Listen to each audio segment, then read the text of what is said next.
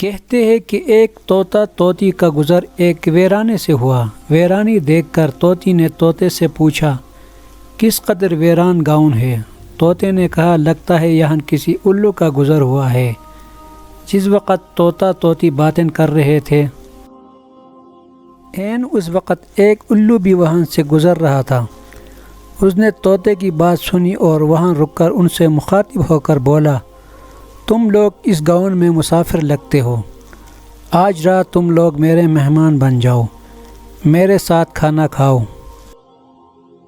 الو کی محبت بری دعوت سے طوطے کا جوڑا انکار نہ کر سکا اور انہوں نے الو کی دعوت قبول کر لی۔ کھانا کھا کر جب انہوں نے رخصت ہونے کی اجازت چاہی تو الو نے طوطی کا ہاتھ پکڑ لیا اور کہا تم کہاں جا رہی ہو؟ طوطی پریشان ہو کر بولی یہ کوئی پوچھنے کی بات ہے، میں اپنے خاوند کے ساتھ واپس جا رہی ہوں۔ الو یہ سن کر ہنسا اور کہا یہ تم کیا کہہ رہی ہو، تم تو میری بیوی ہو۔ اس پر طوطا طوطی الو پر جھپٹ پڑے اور گرما گرمی شروع ہو گئی۔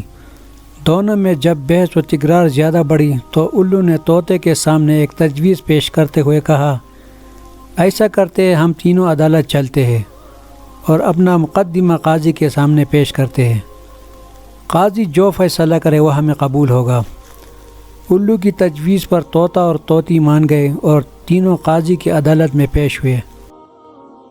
قاضی نے دلائل کی روشنی میں الو کے حق میں فیصلہ دے کر عدالت برخاست کر دی۔ طوطا اس بے انصافی پر روتا ہوا چل دیا تو الو نے اسے آواز دی بھائی اکیلے کہاں جاتے ہو، اپنی بیوی کو تو ساتھ لیتے جاؤ۔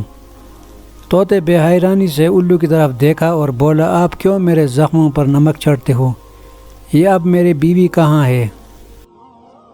عدالت نے تو اسے تمہاری بیوی قرار دے دیا ہے۔ الو نے طوطے کی بات سن کر نرمی سے بولا نہیں دوست، طوطی میری نہیں تمہاری ہی بیوی ہے، میں تمہیں صرف یہ بتانا چاہتا تھا کہ بستیاں الو ویران نہیں کرتے، بستیاں تب ویران ہوتی ہے جب ان سے انصاف اٹھ جاتا ہے۔